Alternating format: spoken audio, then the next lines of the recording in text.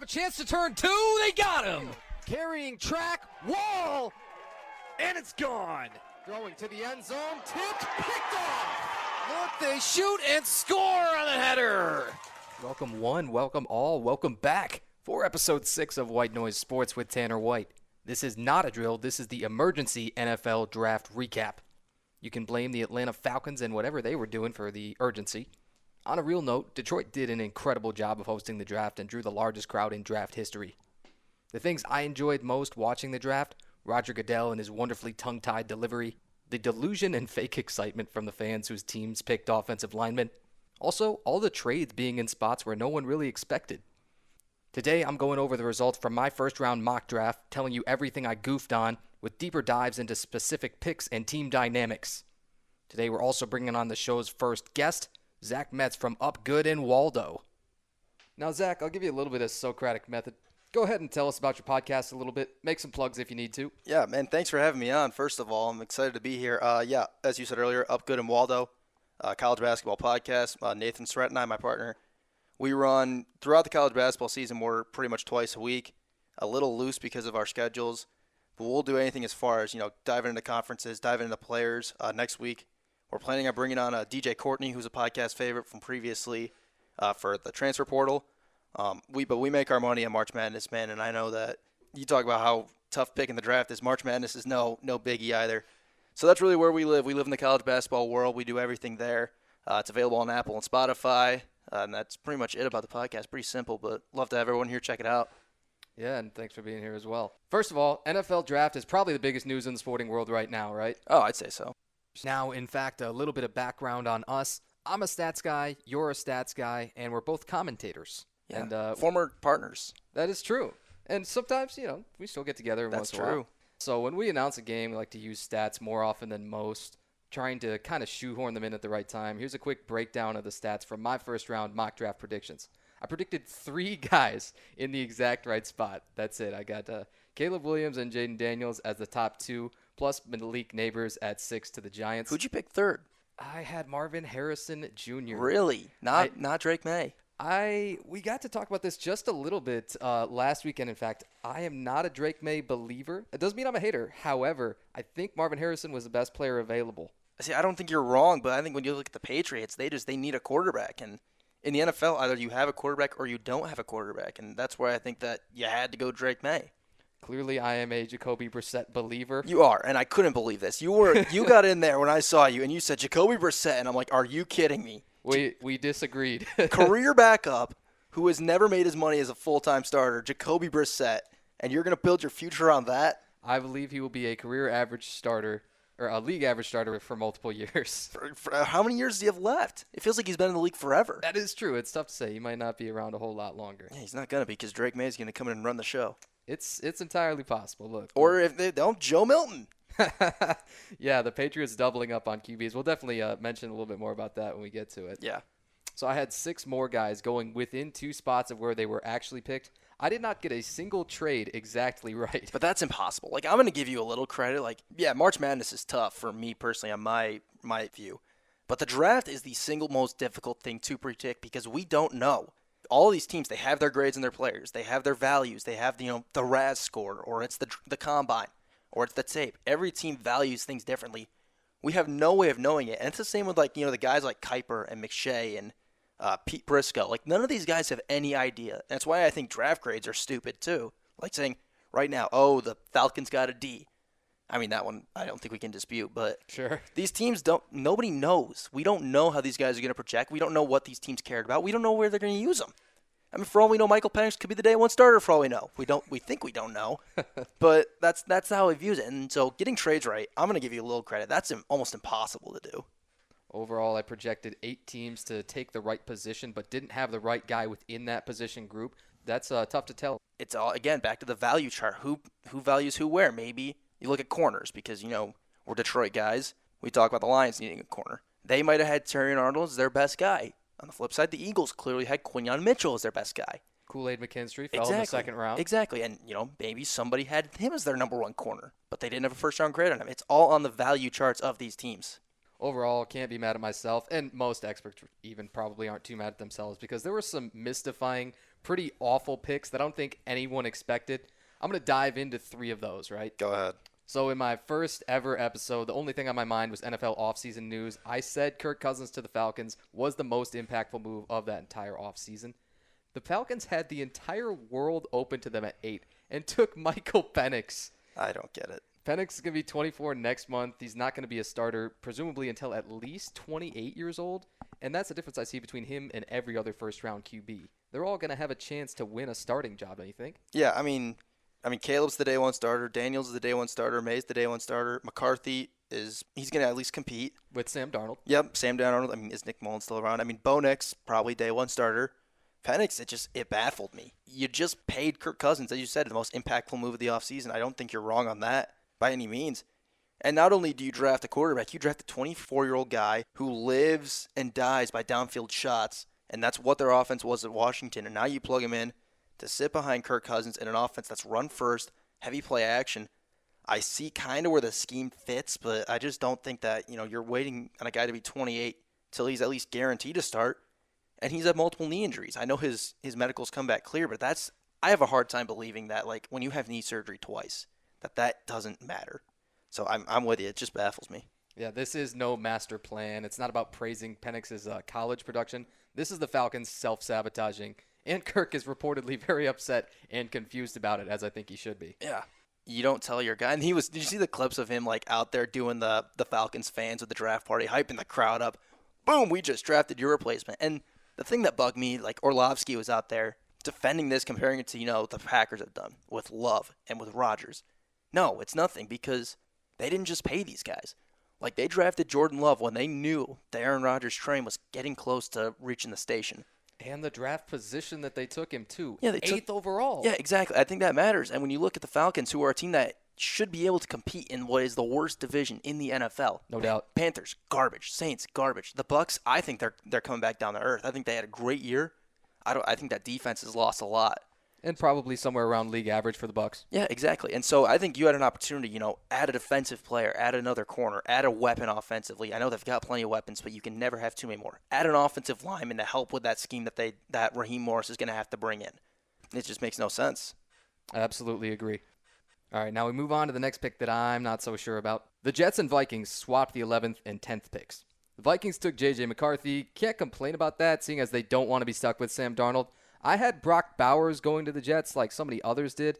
I think Brock Bowers is going to be a Pro Bowler, if not an All-Pro, in year one. And I said he's probably the greatest tight end prospect in history. I don't think we could come to a big agreement on that. I don't think you're totally wrong on Bowers. I think it's so hard to project a year one guy as an All-Pro, but I view him more as a receiver. Look what he runs. He goes out, he runs double moves, he splits out. I think he would have been great for the Jets. The McCarthy thing, I think, was a really good idea to move up because they were the Broncos hammering on the door. But I know this segment's more about Bowers. Yeah, I don't really argue that he's going to be great, but I don't hate the pick like I know you don't like it.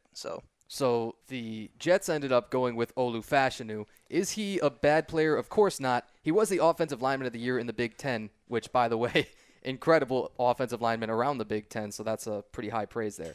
I think if Aaron Rodgers never got hurt last year, they'd have taken Brock Bowers, but I can at least see the need here. Still, I don't think they took the best player available, but the Jets have missed on O-line picks too. We just talked about Mekhi Becton, and did you see he got dealt? Yeah, that doesn't shock me at all. And the thing about the Jets is you can never have too many offensive linemen, the way I view it.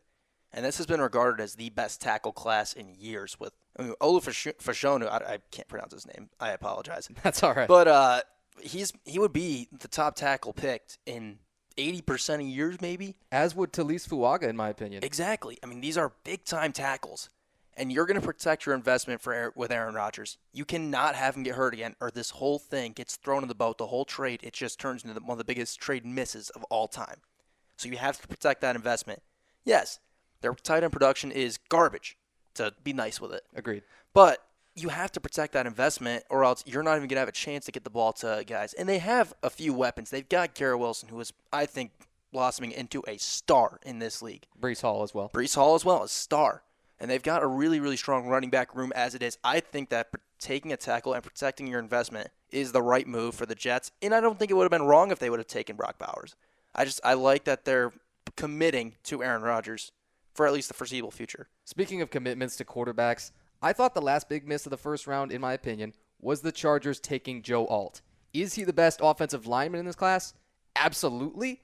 But you mean to tell me they need to tackle more than a receiver when Malik Neighbors, Rome Odunze, Brian Thomas were all available at the time with only Marvin Harrison off the board? You got a weird thing for Brian Thomas. I did put him too high, I admit it. I just thought that the LSU connection and both of them having caught the pass from Jaden Daniels, it would make sense. I put him 7th, and admittedly, that was too high. That was far too high. But again, you can never have too many offensive linemen. And I think in the specific case of the Chargers, you look at who their head coach is. It's Jim Harbaugh. And you heard Coach Harbaugh, of course, say we view offensive linemen as weapons. Yeah, exactly. But I don't think he's wrong about that. And I think that he totally believes it. Other coaches would kind of poo-poo that. I think Jim Harbaugh totally believes it. And it's rooted in his schemes throughout the past. With the Niners, what do they want to do? Run the ball, be physical. Michigan, they ran the ball. They're physical. And I don't think that just because you passed on Neighbors and Odunze, they got Ladd McConkey in the second round, who is just a football player. That dude is tough, excellent route runner. He's got really, really good explosion off the line of scrimmage. I think because they combined all with McConkey, I actually really like what the Chargers did days 1 and 2. So, I mean, I know we're on the far ends of the spectrum here. I think taking Alton and combining him with a guy like McConkey, now, obviously, the receiver room needs work. I don't think Cornelius Johnson's the answer. I think once we hit that June 1st deadline, they need to go add another veteran. But I think you protect Herbert and you give him McConkey. I am really actually happy with the Chargers. Yeah, and that's fair. That's why we got some contrasting styles on today. Yeah. And yes, I mean, you're right in your script. They lose a lot. They lose Eckler, Williams, Allen, Everett. It's a complete turnover. Does their skill group need work? Absolutely. I'm not denying you there. And it still does after the draft. Yes, it does. But they've added young pieces. They're going to bolster that offensive line. And now they got what hopefully, it's Jim Harbaugh. He is crazy. Sorry, I've spent a long part of my life hating Jim Harbaugh as a Michigan State fan. Agree, me too. But, he's hopefully not going to be insane when it comes to most decisions. Harbaugh might be an insane person, but at least he can usually run the game right, which Brandon Staley could not do. Yes, the upgrade at head coach cannot be overstated. Yeah, no doubt. And so I think that will help Herbert. I think that, this scheme where it's going to be physical, run first, downhill, and then they'll play action. And then you can get a guy like McConkey involved because he's so great with those routes. I don't want to compare him to Cooper Kupp in the sense you can never say he's not open. Maybe. Yeah, I see what you mean, but he's always open because he's so precise and everything breaks perfectly and his cuts are so clean. And he's got the underrated explosion that you do not see because he looks like more of a bigger receiver. And then, they draft a slot guy late. Cornelius Johnson could work, could not. Of course, they're drafting Michigan guys, Harbaugh. Naturally. But I think that this is actually really going to set the Chargers up to do well.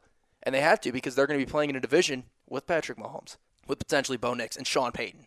Other head coaches that are really, really good. The Raiders, I don't know what they're doing. Yeah, agreed. They're playing in a division with the best team in football. So they got to be able to gear up and go toe-to-toe with a Chiefs team that's got, if not the best, one of the top 5 D-lines in football. Yeah, true story. So we got a little bit critical there. We're always going to follow it up with a little bit nicer segment. Let's talk about the sneaky good values from the first round. And the first one that I pointed out, the Bears getting Rome Odunze at 9th. Yeah. Did you hear about the very small minority of people that had Odunze even higher than Marvin Harrison? I do, and I think it's nuts. I think it's just draft fatigue when you see these prospects that are at the top of the board for so long. And you saw it with Neighbors, too. When they're at the top of the boards for so long, you get worn out. And it's like, remember when Trevor Lawrence was the number 1 pick, and they're like, oh, maybe Zach Wilson's better? No, he's not. Or that has not aged well. Yeah, no, clearly. You didn't really see it with Caleb Williams this year, but you get that occasionally. You get that prospect fatigue, and I think that's what happened. Harrison's clearly the best guy. But Odunze's awesome. I mean, he breaks tackles. He catches everything. He's great in the open field. I think the fact that he catches everything is really going to help a young quarterback like Caleb Williams. And this is a team that's built a secondary. Chicago's building. I hate to say it as a Detroit fan, but Chicago is building. That is a dangerous team going forward, other than they took a punter. That is true. I wanted to mention that Torrey Taylor from Iowa going at 121 to the Bears, just because it's hysterical. So do you agree, though, that Caleb Williams officially has the most loaded offense a number 1 pick has ever come into? I don't think there's any reason for me to doubt it at this point. I mean, yeah, because it took Burrow an extra year to get some of his guys in there. Sure. I can remember, yeah. I mean, when is the number 1 pick walked into Rome Odunze, Keenan Allen, DJ Moore?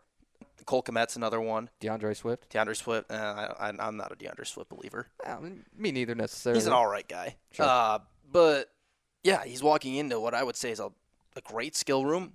Now, the problem is you're walking into the NFC North, which is quietly becoming one of the toughest divisions in football. Yeah, if the Bears are as good as we think that they're going to be, that could be the best division. I don't think we should be mocked for saying and that. I think the Bears, we like the Bears. I think they're a 500 football team probably because of the division they play in. They're going to So you say 9-8 or 8-9? 9-8, 8-9, that range. Sure. I think right around there. Yeah. Maybe if it shakes up right, they could be a fringe playoff team. But you're going to have to play Detroit twice. You're going to have to play Green Bay twice. Minnesota's got talent. So it's not going to be easy for the Bears. We got to see how the schedule plays out because they do play that last place schedule. They do get to play, the Panthers and some other teams that aren't as good. The Cardinals are on there. But I do think that this is a team with talent. I don't see them being more than 9-8, though. I can see that. Now, probably for me, an even better result relative to the draft slot is Quinyon Mitchell, 22nd to the Eagles. He was the best corner by pretty much every advanced metric, right? Yep. I can't recall a draft either where the top defensive back went 22nd. Yeah, and I thought he was going to go in the top 10, to be frank with you. And I did not foresee this run on offensive players coming. And I love what the Eagles did in general. I mean, Mitchell he's big, fast. I think that's big for corners these days is the speed. He's great off the ball. He's great on the ball in press coverage. But I love that they doubled down, too. And they went right back and got Cooper DeJean. I forgot who said it. But there's this old adage, you need a corner, you take two of them. You do all that stuff. You load up. And the Lions did the same thing.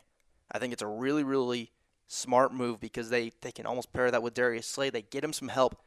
And if they can keep that team together, because I had locker room concerns at the end of last year, if they can keep that team together, I think that they're still a contender. We segue perfectly into the Lions pick at 24. Their trade was with Dallas to pick Terrion Arnold. They hit big time on the Brian Branch pick last year, and this looks like fantastic value as well. Yeah, I think that you need one corner, you take two, and Arnold comes from that Nick Saban tree, maybe the best coach to ever coach corners and players in the secondary in history. Agreed. And it's not surprising. You heard Brad Holmes talk about, he didn't plan on taking all these Alabama players, but he's not surprised either because that's the type of system they want to build. And, I make jokes about the Raz score, and, that's the type of culture guys that the Lions want, but Arnold really fits that. I mean, he's physical, he's going to beat you up, and he can run, too. He's got great ball skills, great at going up with the 50-50 balls. He'll be great in the red zone. They don't have to drop him in and be CB1 right now. They have Carlton Davis who can be that. Amik Robinson can be your kind of slot guy, and Branch will fill in to help. And then I love what they did in round 2, too, getting Rakestraw. Rakestraw's just mean. He's physical. He's tough. He's going to go up and beat you up. He's got great instincts. He's great in man coverage. I really like what the Lions did, too. I think they really covered all the bases in the secondary. I think they're going all in. This is it. If the Lions are going to win the Super Bowl, it's going to happen this year or next year. So I think they've really pushed everything in. Strongly agree about that one. Now, one quick hit, playing off the draft grades that everybody who calls themselves experts, they love to give out. Let's try and see if we can agree on the teams that had the best draft and the teams that had the worst. I don't imagine that we're going to. Never do. No, of course. To me, the Bears still have to be number one, even with only 5 picks, and one of those being Iowa's Torrey Taylor, the punter. I just think that if they only had Caleb and Rome Odunze, they'd still come pretty close to the top. That A-plus grade, whatever you want to call it. That's how good that pairing should be. However, my honorable mention, we'll get to that in a moment. Say what you will about the Bears. I told you I hate grades, so I'm not going to get at her and say they had an A+. Right. Because that's not what I do. I think if you take Torrey Taylor out of it, it's pretty good. They get a tackle. Granted, he's a Yale tackle. So I get nervous when you take really small school guys like that because they tend to be projects. And the strength of your competition, maybe not as good. Yeah, and they take an edge guy late, 5th-round pick. The quantity isn't there. I am a quality over quantity guy, but there has to be some quantity. I don't count Torrey Taylor. Punters don't count. Sorry, my good friend Ian. Punters don't count. Torrey Taylor's awesome. He doesn't count. You only pick 4 guys. Do they address their needs? Yes. I think they could have gone with another defensive lineman instead of a punter. But I don't think it's a bad draft by any means. I think it's one of the better ones, probably in the top 10.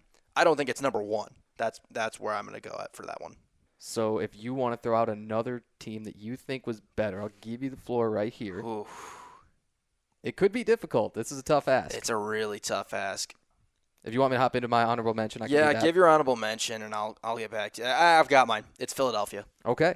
I wish they would have gone tackle, but I love the doubling down on corners, and I think they got maybe two of the top 3 and arguably to some people the top two with Mitchell and DeJean. I happen to like Terrion Arnold a little bit more, but I really like what they did. They get Jalix Hunt from Houston Christian, who everyone was loving up. And they get some skill guys that I love the fact that they go 6th round. They get Johnny Wilson. I mean, dude's a monster, 6'7", physical, catches the ball. They have Will Shipley, so they get another late running back.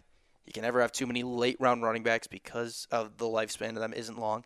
And Jeremiah Trotter, I think, is a really, really nice player for a late round pick, a linebacker from Clemson. Really can go side to side. Doesn't have the great size, but he's got great instincts, the ability to flash and punch the ball out. He's great at causing turnovers, which I think is really important in today's NFL. I am going to go with, for now, the Philadelphia Eagles. Give your honorable mention while I quickly scan the rest of these, and maybe I'll find another one. Sure. I am going with the Saints for my honorable mention. They took Talise Fuaga, the Oregon State tackle, at 14th. He's a crazy good run blocker, 6'6", 334 pounds. Kool-Aid McKinstry, who many people, including myself, mocked in the first round at 41. Then they took a 5th-round flyer on Spencer Rattler to a degree, but that cost them almost nothing if it doesn't work out. Yeah, I think that's definitely a fair shot, but I just hate Spencer Rattler. So therefore that knocks their draft down. And you understand how he had a very complicated college career, we'll say. Complicated, to put it nicely. He was garbage. He was terrible. He was terrible at Oklahoma. He was terrible at South Carolina, other than one game when they played, was it Tennessee? When they lit Tennessee up, I think it was. He was terrible other than that one game. He was awful. And he's always been awful. And he's a dirtbag person. So I am rooting fully against Spencer Rattler. There are a number of very reasonable concerns, and I think you listed some of them. I just think that the Derek Carr, Taysom Hill, and Jameis sort of trinity has failed. Yeah, but they haven't given up on it monetarily. One of them's out of there. That's true. Jameis or Carr, one of them's out of there. And I think it's going to be Carr. I think they're going to go Jameis Winston. I know they hate him, but I think you got to get rid of Derek Carr. They do treat all those guys pretty roughly. Yeah. And even if Taysom were to play your quarterback all the time, if he were to start 17 games, I don't think they'd be that bad. Mm-hmm. Yeah, I'm not totally against you. I got an honorable mention for you, though. It's the Pittsburgh Steelers. Okay. Offensive line was their biggest issue. Amarius Mims, first rounder, right? They went Troy Fautanu. I'm sorry, you're right. Yeah, the Washington guard. And then they double down. They go Zach Frazier from West Virginia. So they really beef up that offensive line for Russell Wilson, Justin Fields, whoever it's going to I They add Roman Wilson the third. I'm not a Roman Wilson guy. Of course. Also not a Michigan guy. Me neither. Yeah, wonder why. But he's small. He's not. I don't think he's that explosive. I think he was schemed open a lot. However, you add a slot guy. Not going to knock you because their skill group wasn't good. And they, of course, needed one. Deontay Johnson leaving to the Panthers. Yeah, they addressed the position. To me, it's more about the position versus the player. As much as I'm not a Roman Wilson guy, they addressed the wide receiver position. They had Peyton Wilson in the third. So between their 4 picks, they address the O-line, they get a receiver, and they get a linebacker. Could they maybe have gone tackle? Maybe, but I'm not going to get mad. I think they really have set themselves up to be back in the playoffs because that's what Mike Tomlin always is. They're always in the playoffs. Yeah, whether you like it or not. Yeah, there they are, the 7th seed, right when you think they're dead. And now they might have a quarterback. Say might because they might. I have more thoughts on Russell Wilson. Yes, me too. That's a training camp episode, though. Yes, very good point. As soon as they get into training camp, I think that's going to be one of the more publicized stories. And best case scenario, the Steelers are pretty good. They should play Justin Fields. They absolutely should play Justin Fields. Really? I didn't expect that out of a take Absolutely should play Justin Fields. But let's say that they play Justin Fields and you add in this draft class. Yeah, you've got an offensive line, which he never had in Chicago. Agreed. That was the one knock I've always had on the Bears. They've got the quarterback, they've got the skill. They've never had an offensive line or a competent play caller. Pittsburgh should have both. So I think you're absolutely setting Justin Fields up. And I think by week 8, he will be the starter. Man, that's the boldest prediction here. I thought I was going to have it. Because I think Russell Wilson's terrible. Right. So, yeah. Anyway, moving on. I've given enough Russell Wilson takes. Back to NFL draft. Yes. So if you've seen the ESPN show, pardon the interruption, you'll be familiar with the winners and losers segment. I'm going to give the first winner. We break it down a little bit. You give me the first loser. We break it down a little bit. Mm-hmm. You give a winner. I give you a loser. We go back and forth till we're out of breath. Good time. Okay, so you're going winner and then I'm going loser? Is that how you heard me. Okay, gotcha. Yeah, I'll keep you on your toes. There's a lot of stuff happening here. I agree, and I'll moderate. Don't worry. Yeah. So my winner, of course, is quarterbacks. Mm-hmm. We start with 6 that went in the top 12. One team that doubled up. Patriots with JJ and Joe Milton. Or not JJ, Drake May. I know why you think JJ, because they did at one point were at the same school. Of course. They were both, I mean, were they ever there? No, they weren't there at the same time. Milton left. I don't think so. Milton left as JJ arrived. That's what it was. Of course, also the top 3 all being quarterbacks. Yeah, Drake May and Joe Milton on the same team. But yeah, top 3 quarterbacks, 6 in the top 12. There's no doubt there. It's a win for quarterbacks, and it shows how desperate teams are. And I don't think a year like this comes along every year, but I do think you see teams like this every year. Teams like how the Broncos were, teams like how the Vikings were desperate for these quarterbacks, because the reality of the NFL, either you have one or you don't. I think that's why the Giants screwed up, is they don't have one. They're going to roll with Daniel Jones, who I do not think is any good. And $40 million a year. Yeah, a lot of money to be tied up in a guy whose best highlight was tripping over himself on his way not into the end zone. Yeah, that feels like thievery. All right, you want my loser? I do. Kirk Cousins. Okay. Easy one. I'll start with a layup, but it's Kirk Cousins. Absolutely. You get paid, and now they draft your replacement. And Kirk making even more money than Daniel Jones, $180 million over 4 years. And they didn't even address the offensive line. And I think they needed a tackle, and they needed a corner. They didn't address that either. I think Kirk and the Falcons as a whole come away as losers in this draft. And the GM, who's about to get fired. Entirely possible. I mean, you saw that video, right? Oh, yes, trying to defend that pick to everybody in the draft to the owner, to Arthur Blank, who's like one of the richest guys in the world. Yeah, that was no bueno. Yeah, no kidding. All right, so what's next? You got winner? No, now I'll give you a loser. Okay, gotcha. And you'll be back with a winner. I'll be back with the winner. Prepare yourself. Yeah, I'll be prepared. All right, my loser, defense. Only 9 defensive players in round 1. Interestingly enough, 20 in round 2 with a really strong focus on the defensive line. But Cooper DeJean fell to 40 when many mocked him in the first round. There's arguably no true linebackers taken until Edgerrin Cooper at 45 to Green Bay. No true safety until Tyler Newman at 47. Yeah. All right. Here's my winner. My winner is everyone who hates Mel Kiper. And in one particular story, I don't know if you're paying attention, he had TJ Tampa, the Iowa State corner, listed as like the top on his draft board from like the moment Cooper DeJean got drafted. And the whole time, anyone who needed a corner came up, they got to go TJ Tampa. TJ Tampa didn't get drafted till the 4th round. So, yeah, if you're like me and you hate Mel Kiper, you're a winner. Right. As we are every draft season. So now he can go back in his little shoebox of Mel Kiper Enterprises and not be seen till next February. So those are the winners of the world, those who hate Mel Kiper. In an actual serious draft note, I was going to say the 49ers, but now I'm hesitating myself. I think in reality, it's the Jets. I mean, I know they didn't take Bowers, but they got a receiver in the second round from Western Kentucky, Malachi Corley. I think Fashanu will help them. I think that they're setting up. They got Braylon Allen too, who was a beast of a running back. Yeah, Wisconsin. You're not supposed to look like that. Braylon Allen is simply different from you and I. No, he is an absolute monster, and maybe it doesn't translate, but I think it's worth taking a 4th round pick. So I'm going to actually and honestly say the Jets come away with this as a winner, despite what conventional wisdom and I think what you think with Bowers will say. Okay. Because I don't value the tight ends like you do. And yeah, clearly. And I know Bowers is a bit of a different beast, like I've said, because he's got that wide receiver ability, but I just don't think that position itself holds the value that an offensive tackle does. All right, my next winner. These words are going to turn to dirt in my mouth. The University of Michigan. It hurts. It's gross. 13 players, though, selected this year. That's the 3rd most all-time for one school. That's only behind 22 Georgia, 04 Ohio State, and 2020 LSU. Are you kidding me? Shows you they didn't have to cheat. It helps when you know the other team's plays. It does. Yeah, that helps you. I mean, they have players drafted. They were a loaded team, and then they went Connor Stallions. So it doesn't even matter in my mind. Yeah, here are all the guys that went in day 1 or 2. JJ obviously went 10th. Then Chris Jenkins, Mikey Sandra-Still, Junior Colson, Blake Corum, Roman Wilson, Zach Zinter, all gone by day 2. That's 7 out of those 13 guys in the first 3 rounds. Yeah, I mean, they were loaded. That's the only way you can put it. So I'm on the loser clock, aren't I? That's right. You got one more loser. All right, the Las Vegas Raiders, because I don't know what they're doing, and they still don't have a quarterback. Was it going to be Aiden O'Connell again? They brought in Gardner Minshew. He doesn't count. But on very, very backup type money. He doesn't count. It's going to be – look, I love the Jackson Powers-Johnson pick. That's about the only pick they did right. That is very good value, especially second round. I love him as a player, but that's the only good pick they really made. Where's your quarterback? You drafted Michael Mayer last year, and I love Brock Bowers, and I think that for a team like the 49ers, going another tight end will work.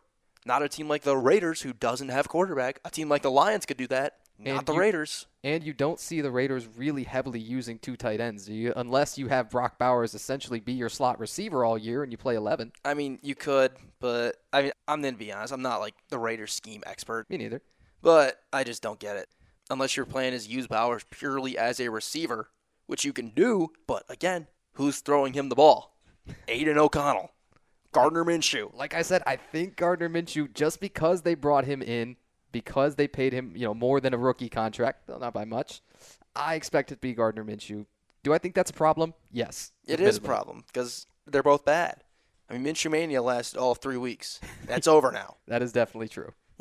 Yeah, anyway, that's my losers is the Las Vegas Raiders. So you got one more, right? And I got to give a winner? I will give you one more loser. Okay, let me hear it. Running backs. Oh, they've been losers for about 3 years now. Yeah, it depends on the draft specifically, but the trend is really clear nowadays, right? So the first one off the board, Jonathan Brooks at 46. Who's an awesome player, by the way. I'm sorry to cut you off, but Jonathan Brooks is awesome. Agreed. Anyway, continue. Running backs. You got Trey Benson after that. That was pick 66. Blake Corum at 83, Marshawn Lloyd at 88. There was 4 total running backs in the first 2 days. Baffling to me, the devaluing of the position. And it's the way it goes, and it's because of the durability. These guys can't stay healthy. They can't last for a long time, and I got to be honest, I've hit the point with, like, as a Lions fan with Jahmyr Gibbs, the minute Jahmyr Gibbs is off his rookie contract, goodbye. Like, I hate to say it because he's awesome, but the minute he's done with that, we got to move on. It might be David Montgomery also not going to be around forever. Yeah, after next year, goodbye. Most likely. We'll go sign another vet on a $10 million deal. Well, we're not giving it. I'm not ever giving a running back Saquon money. Or even lower than $10 million. Of course, you see the incentives that usually push those deals up higher. Mm-hmm. Derrick Henry's got an incentive-laden deal with the Ravens, that kind of thing. I think the incentive-laden deals are where we're going with running backs, but like, agreed. What the money Josh Jacobs was asking for. No running back's ever going to get that. Yeah, that was a delusional sort of standoff there. That was never going to happen. It goes beyond is he good enough? It's that position's never going to get that. And now you saw the Aaron Jones stuff. So, it's not going to happen. And it is a loss for the running backs, but it's how the NFL is. And I am not faulting teams for doing it. My last winner, the beautiful city of Detroit, Michigan. Bingo. Yeah. Now, how good did our city look? You just hit a walk-off grand slam. Thank you. I'm bat flipping. I'm rounding the bases. I'm doing the Kalamazoo baseball mask on, kick door down celebration. Agreed. Yeah, Detroit looked beautiful. Attendance record. I was mad I couldn't go down there. Yeah, I would have liked to go as well. Yeah, thanks, Coach Zorbo. I couldn't go down there, but my whole family did, and they loved it. Oh, that's even worse. It looked unbelievable. Just the pop when Terran Arnold got picked, and the way they started, the NFL did it right. They made Detroit look as good as it is. Because it's not just a terrible place to be. So you can go there, you can go have lunch, you can go watch a game, you can go see a play or whatever, or see a movie or whatever you do. Well, I only go to watch games. Right. But it looked awesome. So I think that's the biggest winner of them all. The city of Detroit. The comeback has been incredible and immaculate. We are back. Absolutely. All right. Hey, that's going to wrap it up for the recording today. I appreciate you having me on here, Tanner. And college basketball. Or college football. I mean, I don't get to talk football a lot, so this is fun for me because, I run the basketball pod. Sure. Yeah, go ahead. Feel free to plug that one more time if anybody wasn't listening at the beginning. Yeah, Up Good and Waldo is the name of my podcast. That's where you find myself, my partner, Nathan Surratt. We are college basketball around the year. Even when the year's over, there's coaching changes that we're going to discuss. Our next episode's going to be on the transfer portal and that chaos. There's always tons to be looking out for. We're going to be having coaches on our shows coming up soon, starting in the summer. I believe our first guest is hopefully going to be Eastern Michigan Stan Heath, who's a guy we've talked to before. Apple Podcast, Spotify, those are the 2 places to find it. Pretty easy to find. Just go in there, Google Up Good and Waldo. You will find it. Give it a listen. It's a good pod. We think we do a good job with it. And we appreciate all the support. And I appreciate you again, Tanner, for having me on here. Yeah, hey, thanks for joining me today. This has been episode 6 of White Noise Sports, the emergency NFL draft episode. Thanks so much for joining us. At Mills gonna have a chance to turn 2. They got him. Carrying track, wall, and it's gone. Throwing to the end zone, tipped, picked off. Look, they shoot and score on the header.